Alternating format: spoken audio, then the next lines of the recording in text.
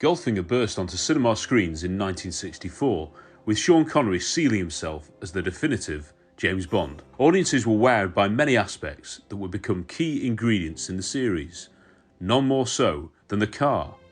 The Aston Martin DB5 was unveiled as 007's vehicle, and due to its popularity, it has featured in more films, right up to No Time to Die. Goldfinger was notable for introducing the banter between Bond and Q, who described all the various gadgets of the DB5 in a now famous scene.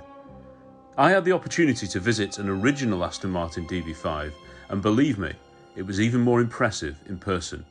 Jan and his son Josef loved showing off the beautifully restored vehicle at their garage, which also houses classic Ferraris and Jaguars. Okay, so V12 Ferrari Berlinetta Boxer, carburetted car, first rear engined flat 12 engine that Ferrari that Enzo put in the rear. It was a Formula 1 engine from its day. All aluminium body, so clamshells front and rear. Monster car, carburetted. So it looks very similar to the 308s and the 328s, but of course they're only like 3 litre cars. This is a 5 litre boxer engine. Obviously the Dino, which wasn't really a Ferrari when it was built, but it is a Ferrari. It was designed by Ferrari and the engine is a Ferrari.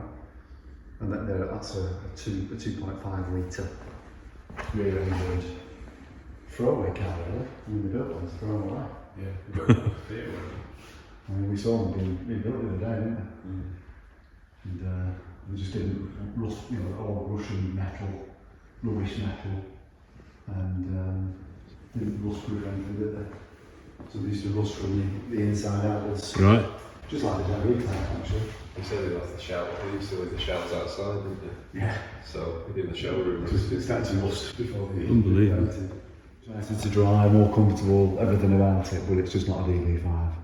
This is a very early E-Type. So when the E-Types first came out, they promised everyone that they'd do 150 miles an hour, and they didn't do.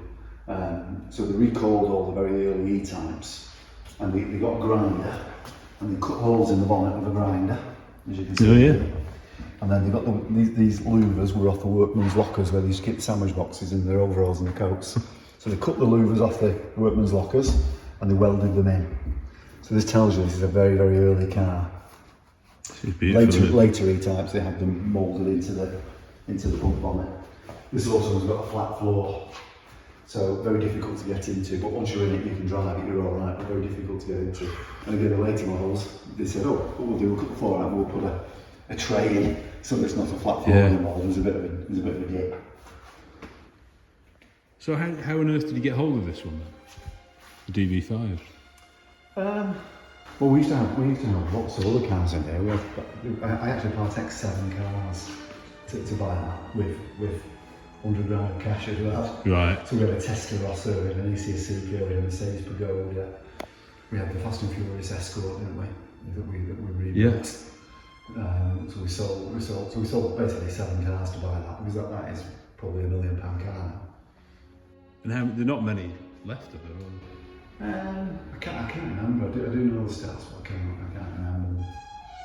There's quite a few. They built maybe 2,000 of them. Something. Oh, okay, right. Yeah. Not particularly. The Berlinetta Boxer we made 101 right and drive. Right. So that's extremely rare. How many of them did they make? Right now. There's only 40 left in the UK. Yeah, I think they only made 200 or 300. So it wasn't actually a DB5. No. It was a DB4 Series 5 Vantage. Right. They adapted it, didn't looks they? exactly the same as that, Yeah. apart from the engines. They badged it up as a DB5 because that was the next model coming out. And subsequently they all were DB5s, but the first footage that you see in James Bond, it's actually a DB4 Series 5 Vantage. So how old is this car then? That's a 62. Wow. So, Yeah. So the Goldfinger was 64, Yeah. wasn't it? So it's even earlier. Wow. So no, it is a 64, sorry. A 64, right? Yeah, that's a 62. Look at this. This is obviously fully restored, running on Italian Brownie wheels, all aluminium body, all handmade. So what condition was it in when you got it? It was like this. Oh, brilliant, okay. Fully restored. Some guy in London, a jeweller in London, had spent all the money on it restoring it. And what kind of work do you need to do day in, day out? Do you need to do much to it? Or? Just a service once a year. You look at the Yeah. it's kept, dehumidified on a floor heated garage. Right, yeah. We moved them. I moved them probably once every couple of weeks, just so the tyres don't flat spot. Yeah. They're all on battery conditioners, they're all on charge, so I can jump in any of the nines will start up and go, rather than trying to jump start. Yeah. It's absolutely beautiful, isn't it? So it just runs on normal petrol and you do go out in it? Yeah, well, the engine's been rebuilt. Yeah. Rebuilt by RS Williams, who are the most renowned engine builder in the country for Aston engines. The engine bill for rebuilding that engine was £42,000. Doesn't surprise me.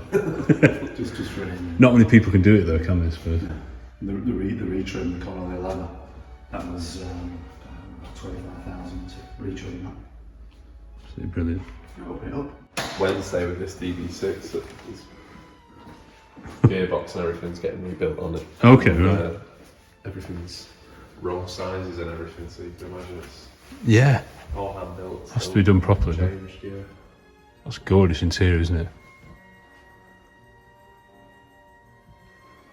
My word.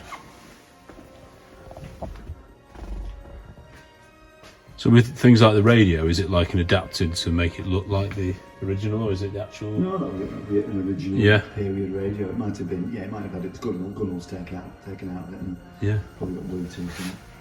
This has got electric power steering added to it, which obviously makes life a lot easier. Yeah.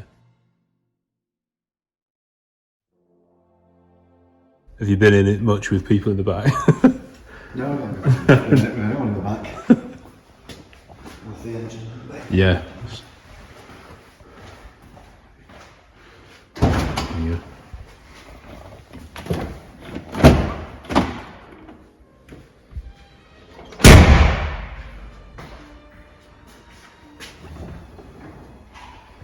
Oh wow. Just put that other stay up. Yeah. There's another stay there, yeah. So because you're going to do that to make sure the bonnet doesn't twist, because they're all aluminium Oh yeah. and thin. Gosh. So when was that most recently looked at? And Well that engine was only rebuilt 2018, Right. 19, so I think it's only about 500 miles running in. it's incredible. And on triple weathers. So this is Advantage. So you can tell it's Advantage by the weathers. Yeah.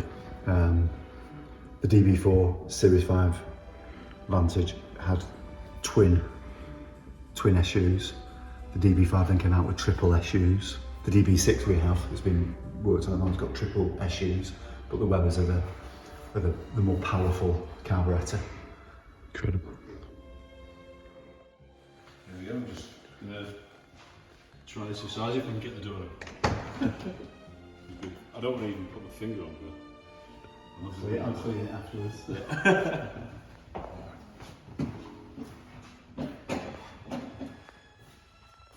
Quite cozy, isn't it? Yeah. You don't realise how small they are, really. Yeah. It's quite low to the ground actually, which I was expecting.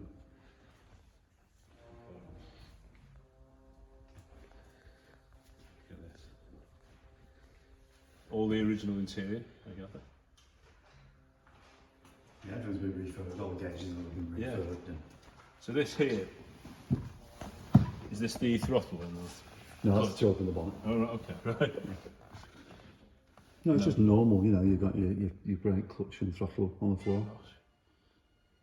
And is it fairly easy to drive then? Yeah. The power steering's playing. It's not playing up at the moment. It's not variable power steering. Right. It's just got numbers on it. So to try and you can turn it up, in which case it will be very light. It'll be dead easy to manoeuvre.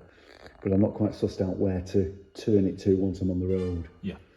But because it's not variable, it's a pain in the backside. Right. Because you're constantly trying to turn the power steering correctly. Because when you drive it, you want it off. Yeah. You don't want power steering when it's moving. So this is going in after Christmas, and it's we're going to turn the power steering into variable. So they'll put a speed sensor on the prop shaft. I assume that wasn't there in the 60s. No, there was no power steering on there. but they're so heavy. If it ruins the enjoyment of them if you've. And you can't see it. It doesn't affect it. It's electric power steering. So just underneath the dashboard on the column, there'll be a little motor. Where is it? Where's the nozzle for it? The nozzle's down there. You Oh, see that right. little thing under there? This one? No, it could be more to your left. Yeah? Yeah, that's power steering. Oh, right, yeah. Yeah, because that was small Bond, doesn't it? You got fog lights here. Wiper, that's brilliant. Did you just turn that? Yeah. Yeah, brilliant. And the light switches to your right hand side. Yeah. Just need the GPS tracker. Yeah. Yeah. And a bottle of It's champagne. down there, isn't it? It goes up Yeah, behind the speaker. There's a lot of room though around here. Yeah. And obviously very few miles at all. Yeah. Well, that's since it was rebuilt. So what's it saying? How many is it saying? 448. Oh, so that's how many miles it's done since rebuilt. Okay, yeah. So when it gets a new engine, is that what? Yeah, they just well, it's a brand new car, effectively. Isn't it? Yeah. Should have done that with my car when I got a new engine. Yeah. Well, you can do. There's nothing stopping you. Yeah, I should have. You just make a note on the history file. This is magnificent. This is brilliant. Brilliant. Have a listen to our audio episode where we interviewed the publisher of the extraordinary book, James Bond's DB5. You can hear loads of our other episodes on iTunes, Spotify, and our YouTube channel, where we have interviews, special episodes, and reviews of all the Bond films. So simply search Really 007 Pod, and you should find loads of weird and wonderful content. Remember, you're only president for life.